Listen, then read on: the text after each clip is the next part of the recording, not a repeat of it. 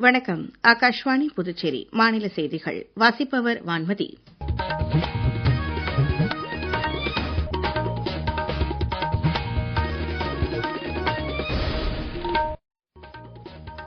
தலைப்புச் செய்திகள். 2 நாள் அரசுமுறை பயணமாக இன்று குவைத் சென்றுள்ள பிரதமர் திரு நரேந்திர மோடிக்கு சிறப்பான வரவேற்பு அளிக்கப்பட்டது. வடகிழக்கு மாநிலங்களில் முதலீடு செய்யும் முதலீட்டாளர்களை மத்திய அரசு ஊக்குவிப்பதாக மத்திய உள்துறை அமைச்சர் திரு அமித் ஷா கூறியுள்ளார்.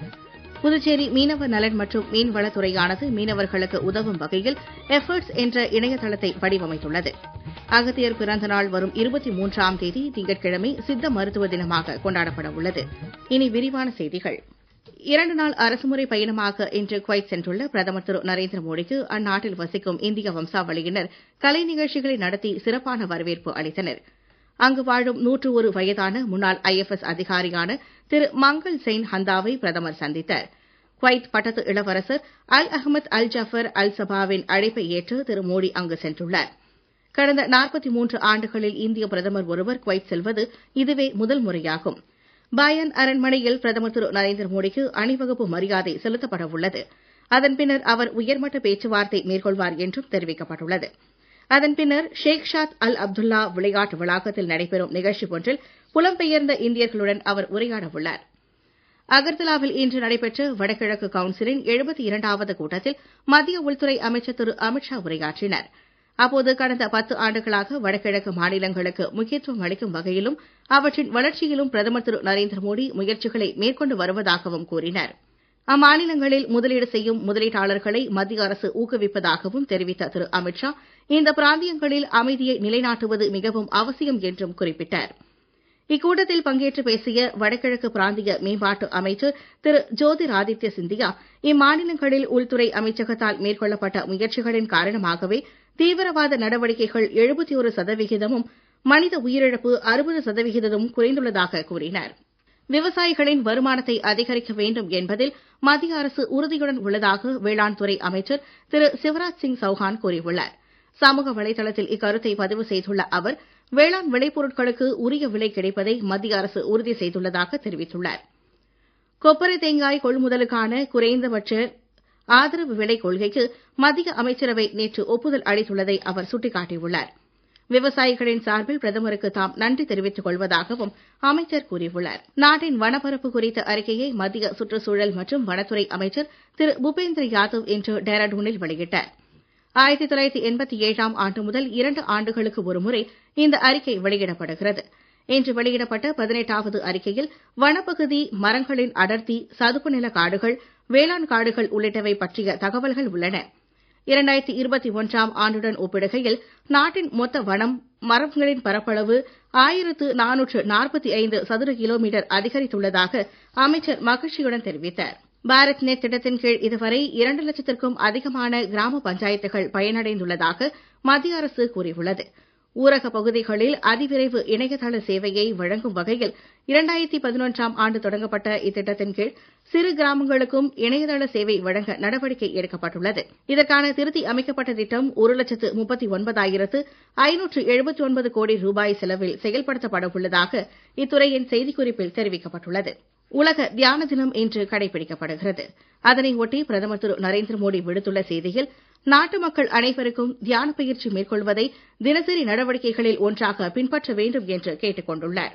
மேலும் அமைதி மற்றும் நல்லிணக்கத்திற்கான வலுவான சக்தி தியானம் என்றும் பிரதமர் கூறியுள்ளார். ஐக்கிய நாடுகள் சார்பில் அறிவிக்கப்பட்டு முதல் முறையாக கொண்டாடப்படும் இந்நாளை ஒட்டி நியூயார்க்கில் உள்ள அதன் தலைமையகத்தில் நடைபெற்ற நிகழ்ச்சியில் 600க்கும் மேற்பட்டோர் பங்கேற்றனர். உலகளாவிய அமைதி மற்றும் நல்லிணக்கத்திற்கு தியானம் என்ற கருப்பொருளுடன் இந்த தினம் கொண்டாடப்படுகிறது. நீங்கள் கேட்டுக் கொண்டிருப்பது மாநில செய்திகள். ஆகாஷ்வாணி செய்திகளை நேயர்கள் உடனுக்குடன் தெரிந்து கொள்ள எமது புதுச்சேரி மண்டல செய்திப் பிரிவின் சமூக ஊடகங்களான @airnews_புதுவை என்ற எக்ஸ் பக்கத்தையும், all India radio news Puducherry என்ற ஃபேஸ்புக் பக்கத்தையும், @RNU புதுச்சேரி என்ற யூடியூப் சேனலையும் அணுகலாம். எமது டெல்லி ஆகாஷ்வாணி செய்திப் பிரிவின் NST சமூக ஊடகங்களான @airnews_alerts என்ற எக்ஸ் பக்கத்தையும், ஆல் இண்டியா ரேடியோ நியூஸ் என்ற ஃபேஸ்புக் பக்கத்தையும், airnews_alerts என்ற இன்ஸ்டாகிராம் தளத்தையும், news on air official YouTube சேனலையும், நியூஸ் ஆன் ஏர் செயலி மற்றும் இணையதளத்தையும் அணுகலாம். மலேரியா பாதிப்பை குறைப்பதில் இந்தியா பெரிய அளவில் வெற்றி பெற்றிருப்பதாக உலக சுகாதார அமைப்பு தெரிவித்துள்ளது.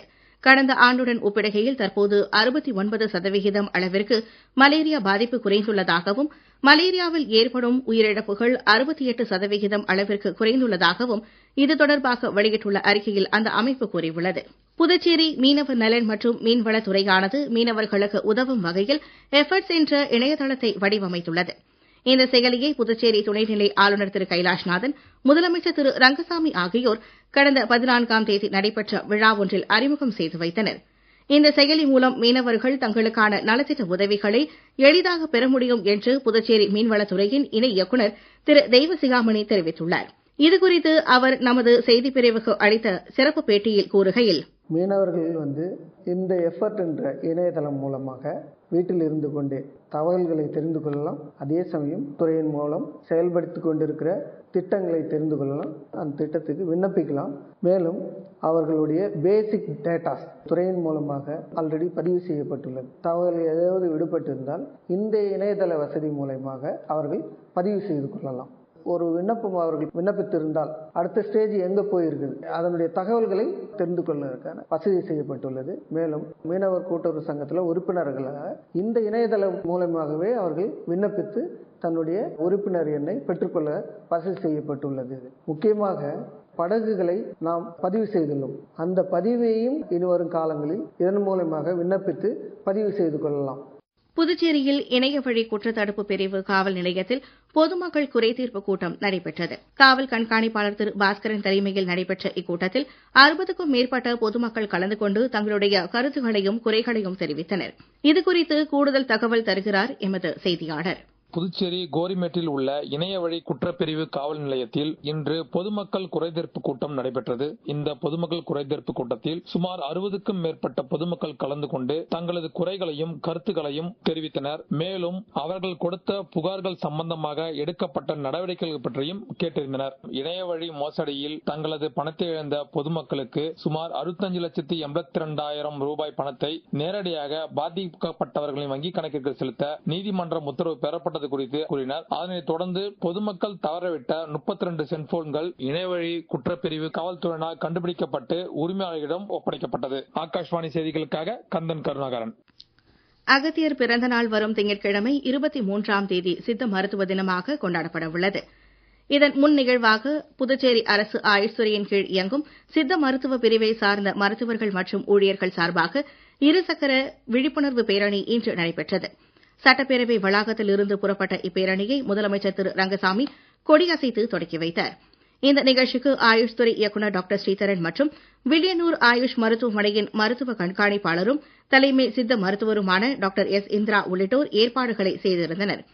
இப்பேரணி சர்தார் வல்லபாய் பட்டேல் சாலை, அண்ணா சாலை வழியாக உதயஞ்சாலை நலவழி மையத்தை சென்றடைந்தது. 3 நாள் போட்டிகள் கொண்ட மகளிர் ஐசிசி சாம்பியன்ஷிப் கிரிக்கெட் போட்டித் தொடரின் முதலாவது ஆட்டம் நாளை இந்தியா வெஸ்ட் இண்டீஸ் அணிகளுக்கு இடையே இந்திய நேரப்படி பிற்பகல் 1:30 மணிக்கு வதோதராவில் நடைபெறவுள்ளது. ஆசிய இளையோர் பளுதூக்கும் சாம்பியன் போட்டியில் இந்தியாவின் அஸ்மிதா தோன் வெண்கலப் பதக்கம் வென்றார்.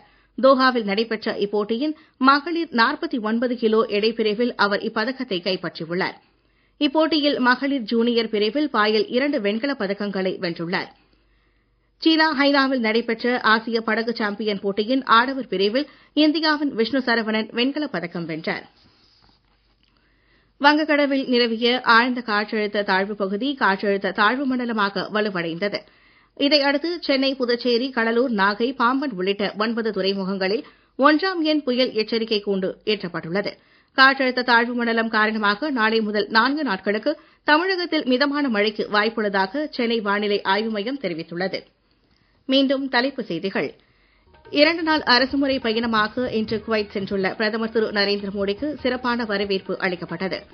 வடகிழக்கு மாநிலங்களில் முதலீடு செய்யும் முதலீட்டாளர்களை மத்திய அரசு ஊக்குவிப்பதாக மத்திய உள்துறை அமைச்சர் திரு அமித் ஷா கூறியுள்ளார். புதுச்சேரி மீனவர் நலன் மற்றும் மீன்வளத்துறையானது மீனவர்களுக்கு உதவும் வகையில் எஃபர்ட்ஸ் என்ற இணையதளத்தை வடிவமைத்துள்ளது. அகத்தியர் பிறந்தநாள் வரும் 23ஆம் தேதி திங்கட்கிழமை சித்த மருத்துவ தினமாக கொண்டாடப்பட உள்ளது. இத்துடன் இந்த செய்தி அறிக்கை நிறைவு பெறுகிறது. வணக்கம்.